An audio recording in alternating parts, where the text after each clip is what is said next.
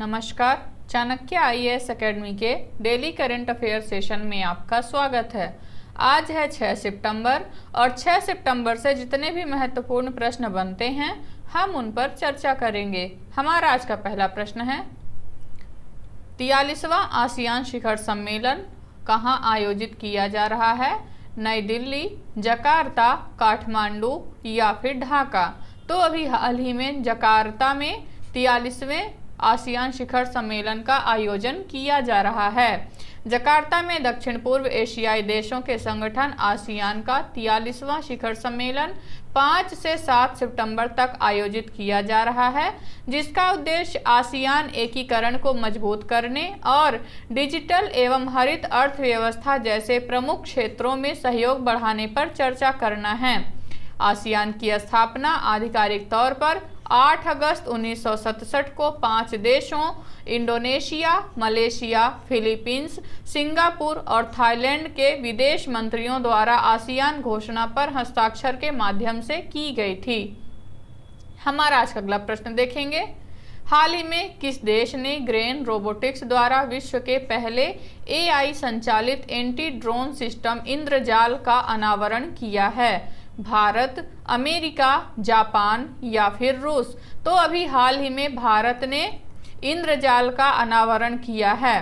हैदराबाद स्थित robotics company ग्रेने robotics ने कृत्रिम बुद्धिमत्ता द्वारा संचालित एक अभिनव स्वायत्त एंटी ड्रोन प्रणाली इंद्रजाल विकसित की। इंद्रजाल पूरी तरह से भारत में विकसित किया गया है, जो प्रौद्योगिकी और रक्षा में देश की क्षमताओं को प्रदर्शित करता है। इंद्रजाल में लेगो ब्लॉक के समान एक मॉड्यूलर डिजाइन है, जिसमें प्रौद्योगिकी की 12 अलग अलग परतें शामिल हैं, जो सभी कृत्रिम बुद्धिमत्ता द्वारा संचालित हैं। हमारा आज का अगला प्रश्न देखेंगे, हाल ही में किस बैंक ने वन कार्ड के साथ साझेदारी कर mobile first premium credit card launch किया है? HDFC bank, Kotak Mahindra bank, Indian bank या फिर केनरा बैंक? तो अभी हाल ही में इंडियन बैंक ने वन कार्ड के साथ साझेदारी कर mobile first premium credit card launch किया है। भारत में सार्वजनिक क्षेत्र के बैंक इंडियन बैंक ने वन कार्ड के साथ अपनी साझेदारी की घोषणा की है, जिसका उद्देश्य आधुनिक मोबाइल फर्स्ट संपर्क रहित धातु सह ब्रांडेड क्रेडिट कार्ड पेश करना है। उपयोगकर्ताओं को उनके क्रेडिट कार्ड इंटरैक्शन पर वास्तविक समय लेन देन ट्रैकिंग, खर्च प्रबंधन, ईएमआई रूपांतरण, इनाम मोचन, पुनर्भुगतान, मासिक बजट योजना से लेकर क्रेडिट सीमा समायोजन और निर्बाध भुगतान, सभी इन ऐप पर पूर्ण डिजिटल नियंत्रण के साथ सशक्त बनाना है। हमारा आज का अगला प्रश्न देखेंगे, पहले WHO पारंपरिक चिकित्सा वैश्विक शिखर सम्मेलन 2023 का आयोजन कहाँ किया गया है? नई दिल्ली, गुजरात, महाराष्ट्र या फिर हरियाणा? तो अभी हाल ही में गुजरात में पहले WHO पारंपरिक चिकित्सा वैश्विक शिखर सम्मेलन का आयोजन किया गया है।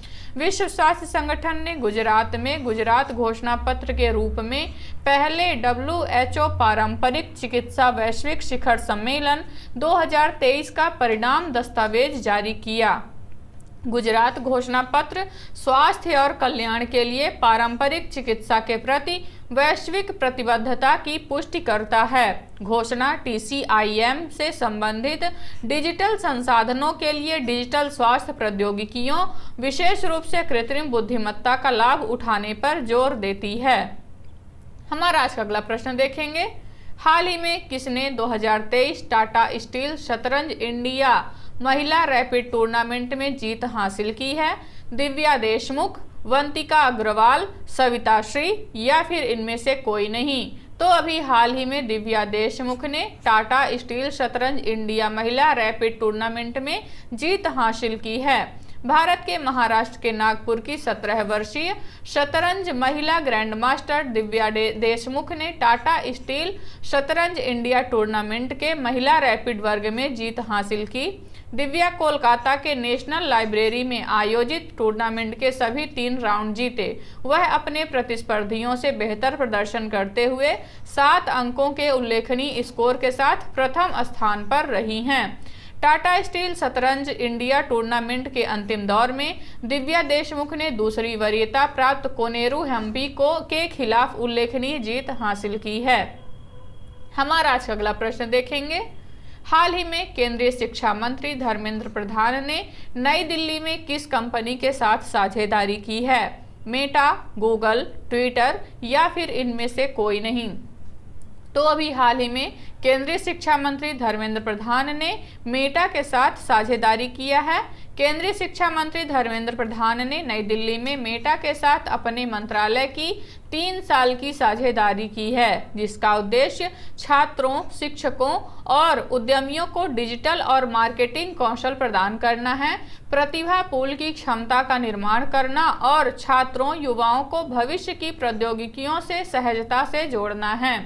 धर्मेंद्र प्रधान के अनुसार शिक्षा से उद्यमिता साझेदारी एक गेम चेंजर है जो डिजिटल कौशल को जमीनी स्तर तक ले जाएगी। हमारा आज का अगला प्रश्न देखेंगे। हाल ही में भारत के किस बंदरगाह पर अंतर्राष्ट्रीय क्रूज टर्मिनल का उद्घाटन किया गया है? मर्मगोवा, विशाखापत्तनम, नौहवा सुहावा या फिर मुंबई।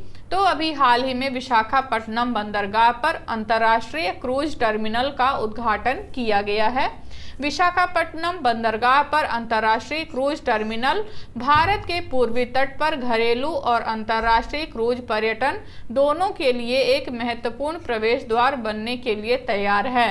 यह विश्व स्तरीय सुविधा आर्थिक विकास को बढ़ावा देने और स्थानीय समुदायों को लाभान्वित करते हुए पर्यटकों को एक परिवर्तनकारी अनुभव प्रदान करने का वादा करती है।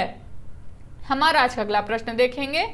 किस राज्य का पर्यटन स्थल उमियाम झील को साफ करने के लिए AI सक्षम तकनीक का उपयोग करता है? मणिपुर, कर्नाटक, तमिलनाडु या फिर मेघालय। तो अभी हाल ही में आई रिपोर्ट के अनुसार मेघालय में स्थित उमियाम झील को AI सक्षम तकनीक के उपयोग से साफ किया जाता है। मेघालय ने अपनी खूबसूरत पर्यटन स्थल उमियाम झील को साफ रखने के लिए आर्टिफिशियल इंटेलिजेंस सक्षम रोबोटिक तकनीक को अपनाया है। यह उमियाम झील से उचित समय में भारी मात्रा में कचरा इकट्ठा करने में सक्षम है, जिसका निर्माण तब हुआ था जब एक जल विद्युत परियोजना के हिस्से के रूप में उमियाम नदी पर एक बांध बनाया गया था। AI सक्षम रोबोटिक नाव को हाल ही में स्मार्ट विलेज मूवमेंट और हांगकांग स्थित प्रौद्योगिकी फर्म क्लियर बॉट के सहयोग से तैनात किया गया था। हमारा आज का अगला प्रश्न देखेंगे। हाल ही में किस राज्य में कोकबोरोक भाषा के लिए रोमन लिपि को अपनाने की मांग को लेकर लोग सड़कों पर उतर आए हैं? त्रिपुरा, असम, नागालैंड या फिर कन्याकुमारी।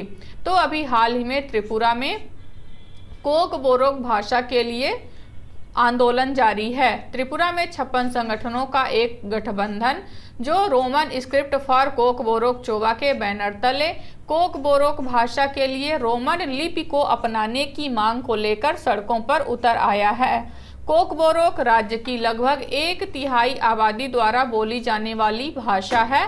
त्रिपुरा के लोगों के लिए इसके सांस्कृतिक और भावनात्मक महत्व को कम करके आंका नहीं जा सकता। कोकबोरोक के लिए रोमन लिपि की बढ़ती डिजिटल और परस्पर जुड़ी दुनिया में इसके अस्तित्व और पहुंच को सुनिश्चित करने की आवश्यकता से उपजी है। हमारा आज का अगला प्रश्न देखेंगे। कौन सा बैंक डिजिटल रुपया ऐप को UPI QR कोड के साथ इंटर ऑपरेबल बनाता है? IDFC first bank, Indian bank, ग्रामीण सहकारी बैंक या फिर इनमें से कोई नहीं। तो IDFC फर्स्ट बैंक ने अभी हाल ही में डिजिटल रुपया ऐप UPI QR कोड के साथ इंटर ऑपरेबिलिटी कन्फर्म किया है। IDFC फर्स्ट बैंक ने अपने central bank digital currency app IDFC first bank digital रुपया के साथ UPI QR कोड के एकीकरण एक नई वृद्धि का अनावरण किया है, जिसका उद्देश्य डिजिटल रुपए के उपयोग को प्रोत्साहित करना और इसे और अधिक सुलभ बनाना है। नई सुविधा व्यापारियों के लिए डिजिटल रुपए से किए गए भुगतान स्वीकार करने की प्रक्रिया को सरल बनाती है। यह विकास व्यक्तियों को विभिन्न व्यापारी दुकानों पर मौजूदा यूपीआई क्यूआर कोड के माध्यम से भुगतान के लिए आसानी से डिजिटल रुपए का उपयोग करने की अनुमति देता है। तो ये रहे आज के हमारे कुछ प्रमुख प्रश्न।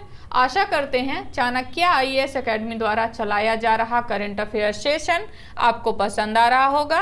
हमारे ऐसे और भी कंटेंट से जुड़ने के लिए चैनल को सब्सक्राइब करें और बेल आइकन दबाना ना भूलें। धन्यवाद।